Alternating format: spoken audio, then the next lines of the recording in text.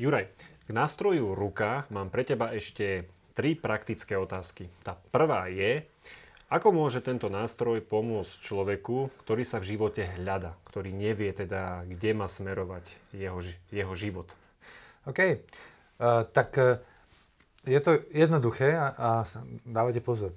Prvá vec, čo by si mal človek postrážiť, je radostnosť.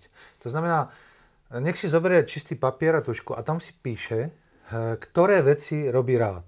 Môže to byť celý zoznam. A potom bude škrtať a nech mu zostanú iba tie, ktoré ho môžu uživiť. A potom jeho palec nech sa spojí s ukazovákom, s vizionárom a nech si ten palec zapichne do 3 až 5 rokov a nech si skúsi predstaviť svoj sen, čo by s tými radostnými vecmi, ktoré mu na tom papiere zostali, čo by mohol robiť, ako by to vypadalo, akých ľudí by tým robil šťastný. A keď si tento sen dokáže predstaviť, je farebný, je trojrozmerný a veľmi často je odsnívaný, tak potom tu má ostatné tie prsty a môže sa pustiť do diela. Áno, nájde si hrdinov, to znamená ľudí, ktorí to už dokázali, ich príbehy a pozrie sa, aký návod, jak by do toho mohli ísť. Potom sa cez prostredník pustí do akčnosti, to znamená, začne tie nápady premieňať do trhu úderov srdca na myšlienky a začne si robiť stavebný plán a potom sa nebojí byť ambiciózny a urobiť tú vec najlepšie, ako vie. Nadviažem na teba. Áno. Konaj do 3 úderov srdca. Prečo sú to práve 3 údery? Je to niečo na základe tvojej vlastnej skúsenosti? Je. 3 údery srdca sú dosť dlhé na to, aby to nebolo skratkovité jednanie, lebo to je panika. Panika je do sekundy. To sa zapája limbici, na človek pamätá. Človek vlastne je v panike.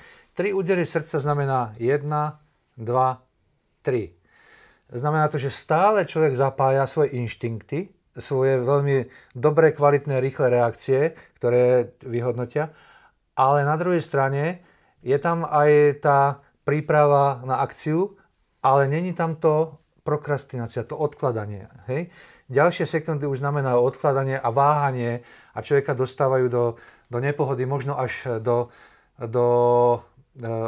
odklonenia z tej akcie. Tak toľko.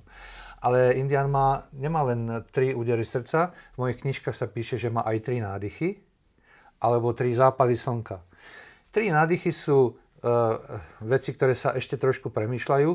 Napríklad, jak by mi pomohol prostredník, keď som mal 16 rokov a chcel som osloviť dievča na ulici alebo niekde. Jak by som si s ním vystačil, keby som dokázal reagovať vtedy za 3 údery srdca, alebo nedaj Bože, aspoň na 3 nádychy. Aj 3 západy slnka by mi pomohli. A ešte posledná otázka. Ale ešte, viete, na čom to trénujem? Poviem vám tie 3 údery srdca. Skúste si taký malý experiment v reštaurácii. Dostanete jedálny lístok a teraz si ho len preletíte a necháte si tú hlavu otvorenú. A poviete si, keď príde čašník a prídu tie 3 sekundy, keď sa na mňa pozrie a mám si vybrať, tak vtedy skúsim zapnúť ten inštinkt a vybrať si to najlepšie jedlo, ktoré viem. Pokiaľ to takto budete trénovať, uvidíte, že v živote si s tou technikou naučíte pracovať. Juraj, už keď sme pri tom čísle 3, tak sa ťa ešte spýtam tak troška teraz bokom, že platia v tvojom živote, že do tretice všetko dobre, alebo u teba je to hneď na prvýkrát všetko dobre? Nie, toto neplatí.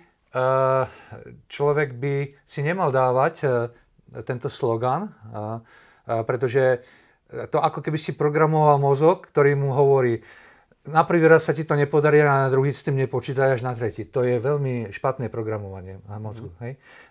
Veci majú byť robené tak, aby sa podarili hneď a keď nie, potom sa zapája maliček.